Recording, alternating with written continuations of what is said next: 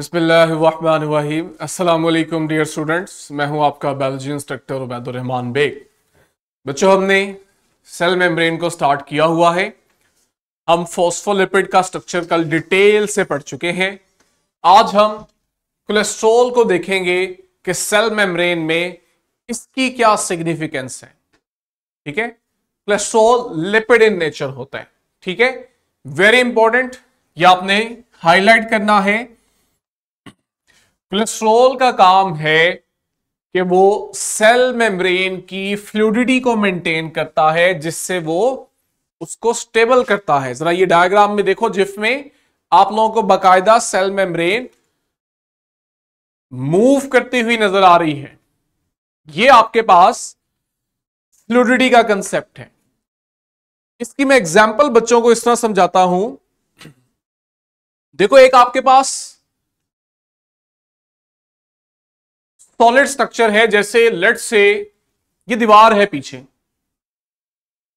इसमें आप इस तरह की फ्लूइडिटी नहीं देखोगे। ठीक है, सॉलिड स्ट्रक्चर है, लिक्विड नहीं है, लेकिन दीवार में आप ये फ्लूइडिटी नहीं देखोगे कि वो उसमें ईंटें जो हैं वो ऐसे बैकवर्ड फॉरवर्ड मूव कर रही हैं।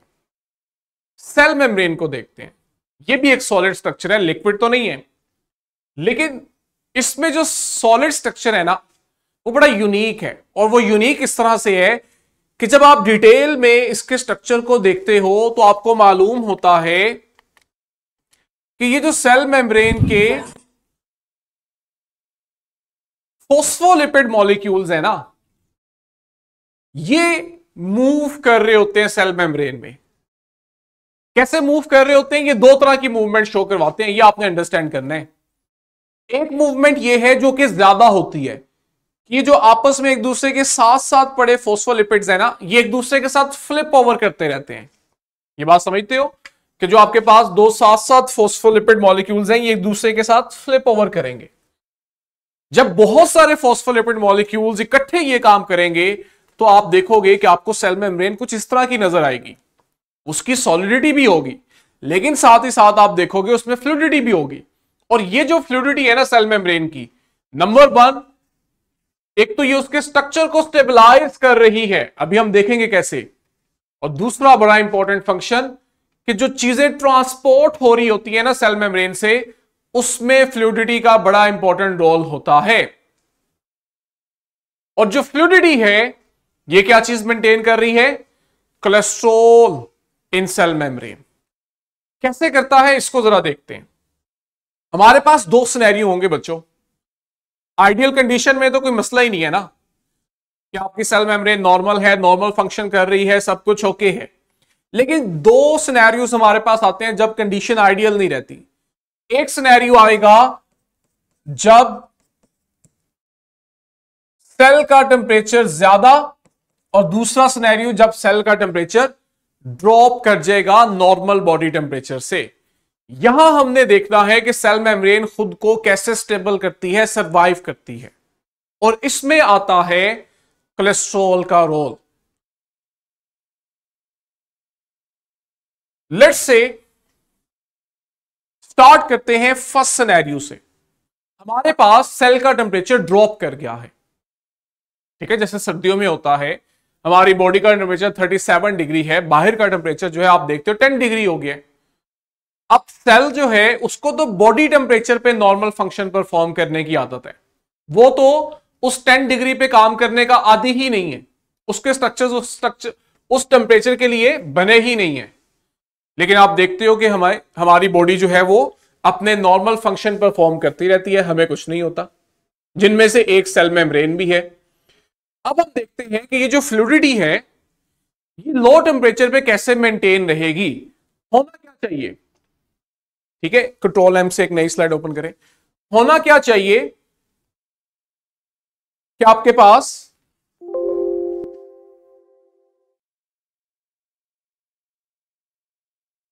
जब आप टेम्परेचर ड्रॉप करने जा रहे हो, ये देखो,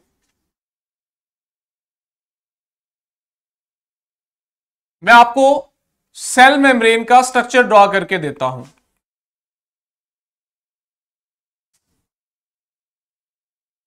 ये है हमारे फॉस्फोलिपिड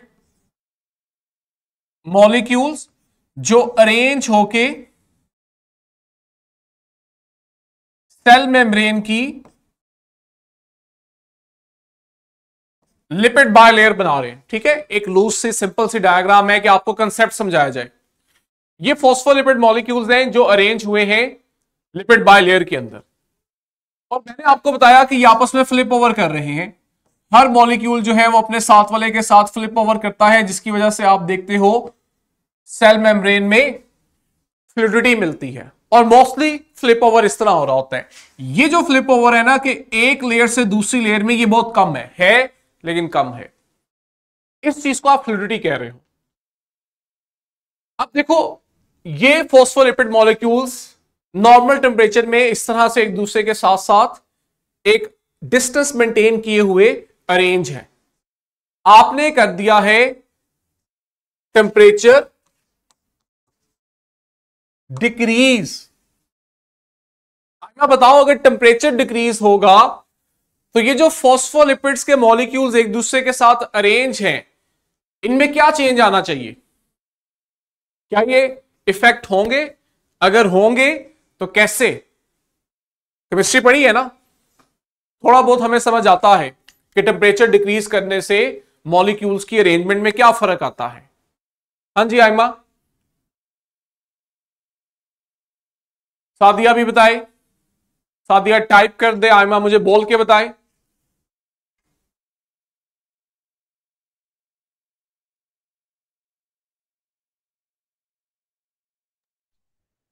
सर जब टेम्परेचर लो होता है, जो फॉस्फोलिपिड मॉलिक्यूल्स होती है उनकी जो मूवमेंट होती है वो डिक्रीज करने लग जाती है।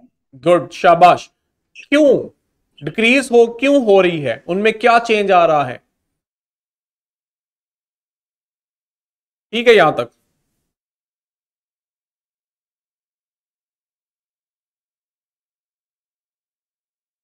देखो, आपने टेम्परेचर कम किया, उनकी मूवमेंट कम हो गई है, तो क्या होगा? सादिया कुछ ऐड करवाना चाहो?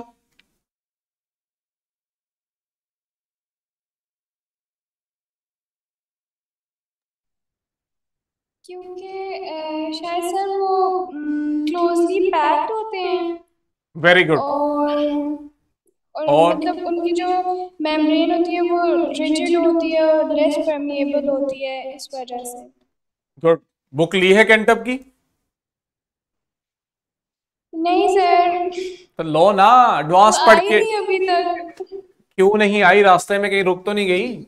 ऑनलाइन लेनी थी ना, सॉफ्ट में कि हार्ड में ली है?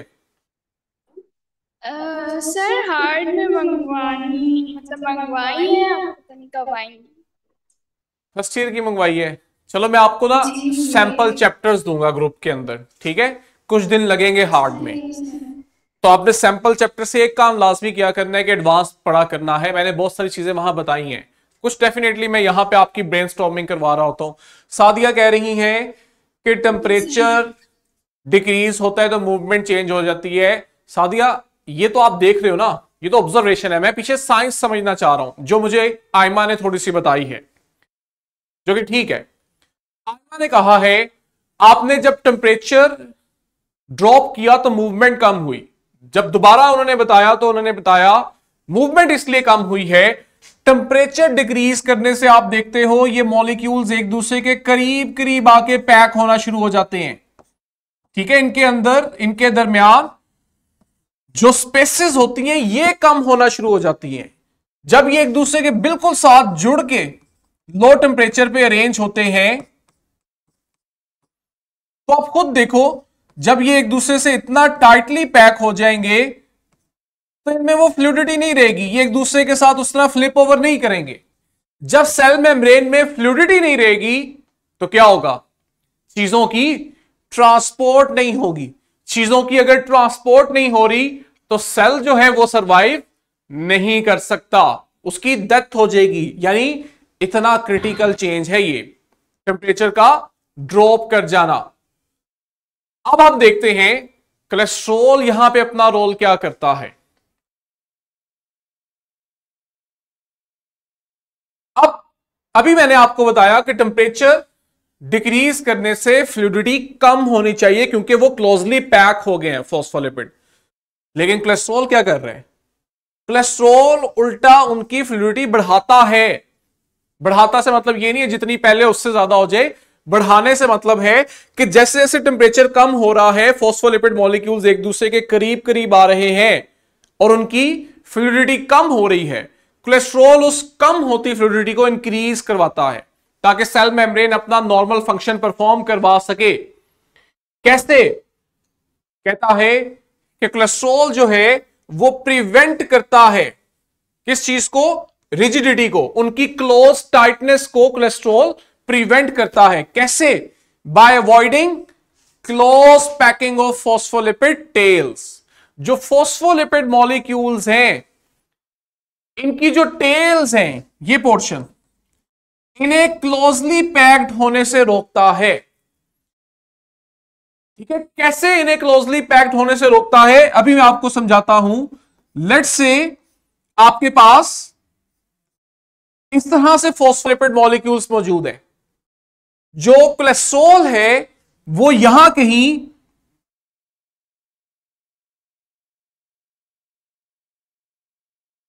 फॉस्फोलिपिड मॉलिक्यूल्स के दरमियान पड़ा हुआ है।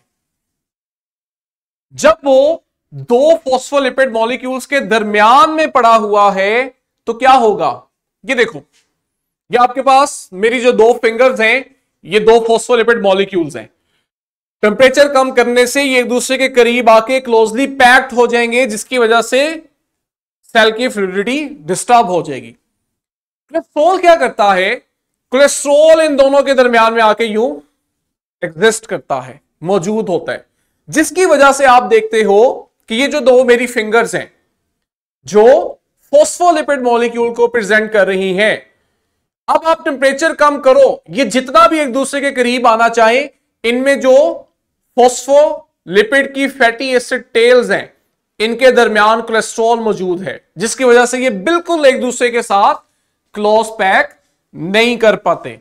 जब फॉस्फोलिपिड मॉलिक्यूल्स और इनकी फैटी एसिड चेन्स एक दूसरे के साथ क्लोजली पैक नहीं कर पाते तो आप देखते हो कि वो जो टेम्परेचर कम करने से रिजिडिटी आनी चाहिए इनमें वो रिजिडिटी नहीं आती, जिसकी वजह से सेल मेम्ब्रेन की फ्लूइडिटी मेंटेन रहती है और सेल जो है वो बहुत कोल्ड टेम्परेचर पे, लो टेम्परेचर पे भी सरवाइव कर जाता है, जबकि नॉर्मली वो इस चीज का आदी नहीं है। क्लियर हुआ? जल्दी से मुझे यस और नो में बताओ। ये चीज क्लियर होगी है? हाई टेम्परेचर ऑपोजिट में भी हो जाएगी।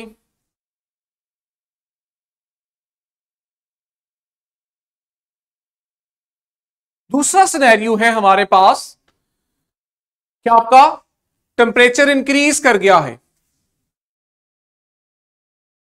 टेम्परेचर इंक्रीज करने में क्या होना चाहिए?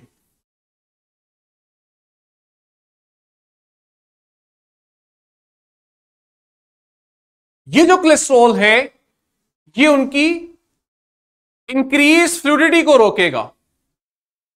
ठीक है, अगर टेम्परेचर ज्यादा हो गया है और उस इंक्रीज इन टेम्परेचर की वजह से हमें खदशा है कि ये जो फॉस्फोलिपिड मॉलिक्यूल्स हैं इनके दरमियान का डिस्टेंस बढ़ जाएगा। जब इनके दरमियान का डिस्टेंस बढ़ेगा उससे भी क्या होगा? इनकी फ्लूइडिटी बढ़ते बढ़ते एक वक्त आएगा इतनी बढ़ जाएगी कि सेल मेम्ब्रेन का स्ट्रक्चर मेंटेन नहीं रहेगा। तो इस चीज को भी आप देखते हो कि जब हमें यह खदशा होता है कि टेम्परेचर बढ़ाने से सेल मेम्ब्रेन बहुत ज्यादा फ्लूइड ना हो जाए, तो आप देखते हो कोलेस्ट्रॉल जो है वो इस चीज को रोकता है, जिसकी वजह से हम कहते हैं कि ये सेल मेम्ब्रेन को मैकेनिकली स्टेबल करता है, उसे सपोर्ट प्रोवाइड करता है। कहते हैं अगर लास्ट में देखो कोलेस्ट्रॉल ना हो तो सेल मेम्ब्रेन जो है it can easily break causing the cell to burst. अगर सेल मेम्ब्रेन में कोलेस्ट्रॉल ना हो तो टेम्परेचर वेरिएशन से, स्पेशली इंक्रीज करने से, सेल मेम्ब्रेन इजीली रप्चर करे और आपका जो सेल है वो बस्ट करके किल कर जाए। तो देखो जो फ्लूइडिटी ऑफ सेल मेम्ब्रेन है उसको मेंटेन करने में कोलेस्ट्रॉल का बहुत इंपॉर्टेंट रोल है। क्लियर है? अगला जो कंपोनेंट है हमें सेल मेम्ब्रेन में वो है प्रोटीन।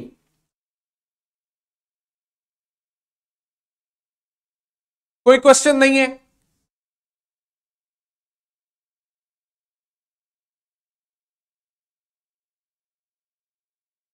इंक्रीज इन टेम्परेचर की भी समझ आ गई है?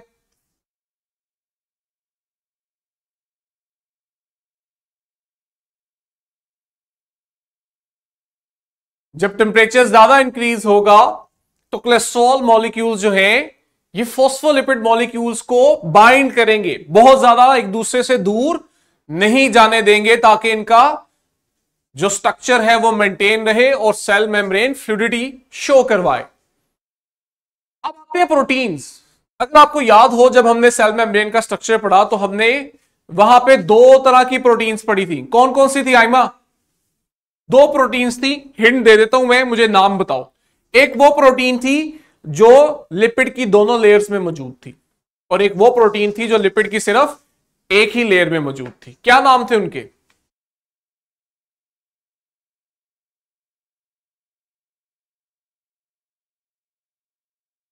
सादिया टाइप करो।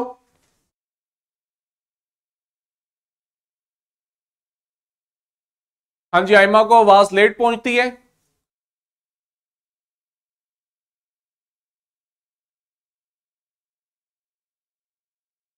ग्लाइको करके कुछ था, नहीं जी, वो कार्बोहाइड्रेट्स का बताया था मैंने कि कार्बोहाइड्रेट्स प्रोटीन से मिले तो ग्लाइको प्रोटीन और लिपिड से मिले तो ग्लाइकोलिपिड। मैं अब सिर्फ प्रोटीन का पूछ रहा हूं। हाँ जी आइमा, मैं पूछ रहा हूं, हमने पढ़ा था कि जो सेल मेम्ब्रेन है इसमें प्रोटीन्स होती हैं, लेकिन वो प्रोटीन्स दो तरह से अरेंज होती हैं। एक अरेंजमेंट हमने देखी थी जहां पे प्रोटीन सेल मेम्ब्रेन की दोनों लिपिड लेयर्स में है, जैसे यहां डायग्राम में देखो दो लिपिड लेयर्स हैं, सेल मेम्ब्रेन की जो प्रोटीन है वो दोनों को क्रॉस कर रही है। एक हमने प्रोटीन देखी थी जो सेल मेम्ब्रेन की सिर्फ एक ही साइड पे होती है, वो दोनों लेयर्स को क्रॉस नहीं कर रही होती। मैं कह रहा हूं वो कौन सी प्रोटीन्स थी, नाम याद है इन दोनों के?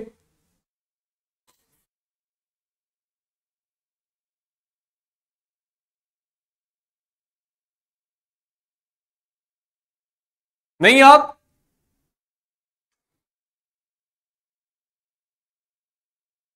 चलो मैं नाम बता देता हूं।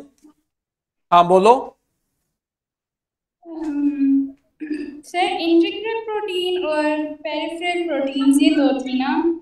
ये जो डायग्राम में मैंने ऑरेंज कलर की दिखाई है ये कौन सी है? इंटर इंटर हाँ जी, लिखती इंटीग्रल प्रोटीन, मेम्ब्रेन प्रोटीन। कौन सी वाली? Integral membrane protein. बस सुन लेती हो ना, लिखती नहीं हो। ये होता है फिर लफ्ज ही गलत बोल रही हो। इंटेग्रल, इंटीगर नहीं है वो, तो मैथ में कहीं चली गई हो। लिखा करो, आप लोगों के पास रजिस्टर या बुक होनी चाहिए जहां पे आप बताई हुई इंफॉर्मेशन को लिख लिया करो, नोट डाउन कर लिया करो, ताकि बाद में उसे पढ़ो तो वो चीजें जहन नशीन हो जाएं। इंटेग्रल प्रोटीन, ठीक है। अब ये जो इंटेग्रल प्रोटीन्स है ना, इन्हें हम अब देखने जा रहे हैं, इनकी बड़ी सिग्निफिकेंस है प्रोटीन में। अब जरा आप डायग्राम की कैप्शन को भी देखोगे तो आपको आइडिया हो जाएगा। ये जो प्रोटीन्स हैं इनमें दो बड़ी कॉमन टाइप्स हैं, ये याद रखना है, ये आपको एमडी कैट में बहुत फायदा देगी। ठीक है, मैं स्ट्रेस आउट कर रहा हूं, इस चीज को याद रखना है एमडी कैट के लिए, स्पेशली एमसीक्यूज भी इसमें से वो पूछ सकता है। ये जो सेल मेम्ब्रेन में हमें प्रोटीन्स नजर आ रही हैं, इनमें से कुछ प्रोटीन्स चैनल प्रोटीन्स होती हैं, नाम याद रखना है। चैनल प्रोटीन्स क्या कर रही हैं, ये आपके पास ट्रांसपोर्ट ऑफ सब्सटेंसेस करवा रही हैं। देखो सेल मेम्ब्रेन मोस्टली क्या है, लिपिड बायलेयर, और लिपिड जो है वो सिर्फ उन्हीं चीजों को सेल मेम्ब्रेन से गुजरने देंगे जो लिपिड बायलेयर है, जो चीजें लिपिड सोलेबल हैं। अब हर चीज तो लिपिड सोलेबल नहीं होगी, कुछ ऐसे पार्टिकल्स भी होंगे जिन पे चार्जेस होते हैं, वो आप सेल मेम्ब्रेन से इजीली पास नहीं कर सकते, लेकिन सेल को उनकी जरूरत है। सेल को फिर वो चीजें प्रोवाइड की जाती हैं with the help of these proteins, जिनमें से एक है चैनल प्रोटीन, जो क्या कर रही है, ऐसे ही सब्सटेंसेस की ट्रांसपोर्ट करवा रही है। दूसरी आपके पास है कैरियर प्रोटीन। अब कैरियर प्रोटीन का यहां पे देखो आपने डिफरेंस याद रखना है, जो इसको चैनल प्रोटीन से मुख्तलिफ कर रही है। काम दोनों का सेम है, ट्रांसपोर्ट करवाना चीजों की, लेकिन कह रहा है कि जो कैरियर प्रोटीन है ना, ये कंबाइन करेगी किससे, जिस सब्सटेंस को इसने मूव करवाना है। चैनल प्रोटीन में ऐसी कोई बात नहीं हुई थी। तो ये आपके पास एक कंसेप्चुअल डिफरेंस आ गया। जब भी आपसे पूछा जाए फौरन से आप लोगों ने ये 1 पॉइंट रेज करना है कि कैरियर प्रोटीन क्या करेगी, ये भी चैनल प्रोटीन की तरह चीजों को मूव ही करवाएगी, लेकिन जब ये चीजों को मूव करवा रही होगी तो ये उसके साथ खुद कंबाइन करेगी। देखो चैनल में हमने ऐसी कोई बात नहीं की थी, तो इससे हमें एक चीज क्लियर होगी कि जो चैनल प्रोटीन है ना, जब इसमें से चीजों ने ट्रांसपोर्ट करना है तो वो उस चीज के साथ रिएक्ट नहीं करेगी, कंबाइन नहीं करेगी। मुझे जरा डायग्राम में देख के बता सकते हो कौन सी डायग्राम चैनल की है और कौन सी कैरियर की है? क्विकली, नीचे आपको लेबलिंग भी मिलेगी।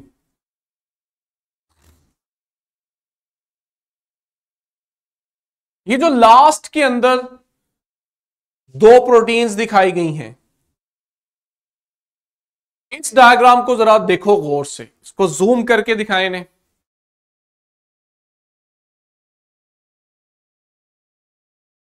इन 2 प्रोटीन पे फोकस करो। जो पहले वाली प्रोटीन है, अगर आप इसको देखो, उसके दरमियान में एक स्मूथ पाथवे है, एक प्रॉपर चैनल दिखाया हुआ है जहां से वो ग्रीन पार्टिकल बड़ा इजीली मूव कर रहा है। ये आपकी चैनल प्रोटीन है। Very good Sadia. इसके साथ देखो, साथ वाली में अगर आप देखो तो उसमें पहले वाले की तरह वो प्रॉपर स्मूथ चैनल नहीं है, बल्कि आप देख रहे हो यहां पे एक बल्ज सा बना हुआ है। क्यों? क्योंकि कैरियर प्रोटीन जो है, जिस सब्सटेंस को ये मूव करवा रही है, आप देखोगे कि ये यहां पे जब सब्सटेंस आएगा तो ये उसके साथ कंबाइन करेगी। जब कैरियर प्रोटीन जिस भी सब्सटेंस को मूव करवा रही हो उसके साथ कंबाइन करती है ना, अब बड़ी इंपॉर्टेंट बात बताने जा रहा हूं, ये सेकंड पॉइंट है जो आपने याद रखना है। जब कैरियर प्रोटीन जिस सब्सटेंस को वो मूव करवा रही है उसके साथ कंबाइन करती है, तो बच्चों कैरियर प्रोटीन का स्ट्रक्चर चेंज होता है। ठीक है, आइमा दोबारा ज्वाइन करती है, मैं ये रिपीट करूंगा, लगता है उसके सिग्नल का इश्यू आया है। साथियों ये पॉइंट क्लियर हुआ है? 2 बातें मैंने हाईलाइट की हैं कि एक, चैनल प्रोटीन सब्सटेंस के साथ कंबाइन नहीं करती, और वहां मैंने कहा कैरियर प्रोटीन जो है वो सब्सटेंस के साथ कंबाइन करती है। आइमा आपके लिए मैं ये पॉइंट रेज कर रहा हूं, दोबारा रिपीट। अब जब कैरियर प्रोटीन सब्सटेंस के साथ कंबाइन करती है ना, तो यहां एक बड़ा इंपॉर्टेंट डिफरेंस है जो आपको याद होना चाहिए। इस प्रोटीन का स्ट्रक्चर जो है, कन्फर्मेशन वो चेंज होती है। ये कन्फर्मेशन चेंज होती है तभी इस सब्सटेंस को प्रोटीन सेल के दूसरी तरफ ट्रांसपोर्ट करने में कामयाब होती है। ठीक है, चैनल प्रोटीन में यह काम नहीं होता। चैनल प्रोटीन में सब्सटेंस आता है और स्मूथली उसमें से पास कर जाता है बगैर चैनल प्रोटीन के साथ रिएक्ट किए। कैरियर प्रोटीन में सब्सटेंस ने कंबाइन करना है, और जब सब्सटेंस कंबाइन होगा तो आप देखोगे प्रोटीन की शेप चेंज होगी, जिसकी वजह से उस सब्सटेंस को मूव करवाया जाएगा। और इसके अलावा हम देखते हैं कि हमारे पास सेल मेम्ब्रेन में कुछ ऐसी प्रोटीन्स भी होती हैं जो एंजाइमेटिक एक्टिविटी करती है। यह भी बड़ा इंपॉर्टेंट है। एंजाइमेटिक एक्टिविटी से मुराद है कि इनके पास कोई ना कोई सबस्ट्रेट आता है और ये उसको प्रोडक्ट में कन्वर्ट करती हैं, उसे चेंज करके, और उस केमिकल रिएक्शन को स्पीड अप करती हैं। तो सेल मेम्ब्रेन की प्रोटीन में यह खासियत भी होती है। और फोर्थ चीज जिसे हमने पढ़ना भी है कि कुछ प्रोटीन रिसेप्टर्स के तौर पे भी एक्ट करती हैं। ये हम सेल सिग्नलिंग का टॉपिक पढ़ेंगे, वहां आपको डिटेल समझ आएगी इस चीज की कि सेल मेम्ब्रेन की कुछ प्रोटीन्स जो हैं ये रिसेप्टर्स के तौर पे भी एक्ट करती हैं। इसमें होता क्या है कि सेल के बाहर से जो सिग्नल आ रहा होता है ना, ये प्रोटीन उस सिग्नल को रिसीव करती हैं और रिसीव करने के बाद ये सेल के अंदर उसके मुताबिक कुछ ना कुछ रिस्पॉन्ड करती हैं, सेल में कुछ ना कुछ चेंजेस इंट्रोड्यूस करवाती हैं। ठीक है, हम सेल सिग्नलिंग में ये चीज डिटेल से पढ़ेंगे, इसकी बहुत ज्यादा अहमियत है। जैसे वो हमें एग्जांपल दे रहा है कि वो जो सिग्नल सेल के बाहर से आ रहा है वो क्या हो सकता है, वो न्यूरोट्रांसमीटर हो सकता है जो आपके ब्रेन में होता है, वो आपके पास डिफरेंट तरह के हार्मोन्स होते हैं। फॉर एग्जाम्पल, थोड़ा सा आपको समझाने के लिए, हमें पता है कि जब हम फूड इनटेक करते हैं हमारे ब्लड में ग्लूकोज लेवल ज्यादा होता है। जब ग्लूकोज लेवल ज्यादा होता है तो क्या होता है, हमारी बॉडी इंसुलिन हार्मोन रिलीज करती है, ऐसे ही है। और वो इंसुलिन हार्मोन आता है और वो सेल मेम्ब्रेन पे मौजूद अपने रिसेप्टर के साथ बाइंड करता है। जब वो सेल मेम्ब्रेन के ऊपर मौजूद अपने रिसेप्टर के साथ बाइंड करता है तो आप देखते हो सेल के अंदर कुछ ऐसी एक्टिविटीज होती हैं जिससे सेल बाहर से ग्लूकोज को एब्जॉर्ब करना शुरू कर देती है। तो ये सब क्या था, ये आपके पास तभी मुमकिन हुआ जब सेल के पास रिसेप्टर मौजूद था जो कि प्रोटीन इन नेचर है। ठीक है, तो ये आपके पास डिफरेंट प्रोटीन्स और उनके फंक्शंस हैं। आगे हमारे पास लास्ट टॉपिक रह गया है ग्लाइकोलिपिड्स और ग्लाइकोप्रोटीन जो सेल मेम्ब्रेन का कंपोनेंट्स है। इसके बाद हमने पढ़नी है टेक्निक्स जो हम स्टडी करते हैं सेल मेम्ब्रेन को समझने के लिए। यहीं से हम लोग कल इंशाल्लाह अपना टॉपिक स्टार्ट करेंगे। मैं उम्मीद करता हूं कि आप लोगों को लेक्चर जो है वो डेली बेस पे समझ आ रहा है। अभी हम इस तरह चल रहे हैं कि आप लोग उसको साथ साथ मैनेज करो, डेली का पढ़ो, कोशिश करो एडवांस पढ़ के आओ। आप लोगों को एक ग्रुप में लिंक दिया गया होगा, ठीक है, आइमा और सादी, इस चीज को आप लोगों ने मेक श्योर करना है कि जब आप लोगों ने ग्रुप ज्वाइन किया तो उसके बाद वो लिंक दोबारा शेयर हुआ हो। एक ही लिंक है, रोज रोज नया लिंक शेयर नहीं होगा, यह आपने याद रखना है। आपको एक लिंक बना के दे दिया जाएगा हर सब्जेक्ट का, हर सब्जेक्ट का एक लिंक है। उसी लिंक को आप डेली बेस पे ओपन करो, उस पे आप देखोगे कि डेली के लेक्चर्स अपडेट होते रहेंगे। तो आपका काम है कि आप डेली के जो लेक्चर उस लिंक पे आ रहे हैं आप उन लेक्चर्स को देखो, नीचे डिस्क्रिप्शन में जाओ, आपको उस लेक्चर से रिलेटेड क्वेश्चन बैंक और वर्कशीट मिलती है। अब देखो हमारी स्लाइड लेंथी है, लेकिन अभी तक आप लोगों ने जितना पढ़ा है आप लोगों को क्वेश्चन बैंक में और वर्कशीट में इससे रिलेटेड कंटेंट मिलेगा। आपका काम यह है कि डेली जो पढ़ रहे हो उसे वहां जाके अटेम्प्ट करो ताकि आपको चीजें ज्यादा अच्छे से याद हो। असल काम ही यह है कि कंसेप्ट क्लियर करने के बाद उनकी प्रैक्टिस की जाए। बोर्ड में तो लिख के आना है, वहां तो सिर्फ बोलना नहीं है। तो ये काम डेली बेस पे करो और मुझसे उसका फिर फीडबैक लो। इंशाल्लाह जब ये हमारी स्लाइड कवर होगी तो हम क्वेश्चन बैंक और वर्कशीट को भी डिस्कस करेंगे। ठीक है, इंशाल्लाह कल यहीं से कंटिन्यू करेंगे बच्चों। अल्लाह हाफिज।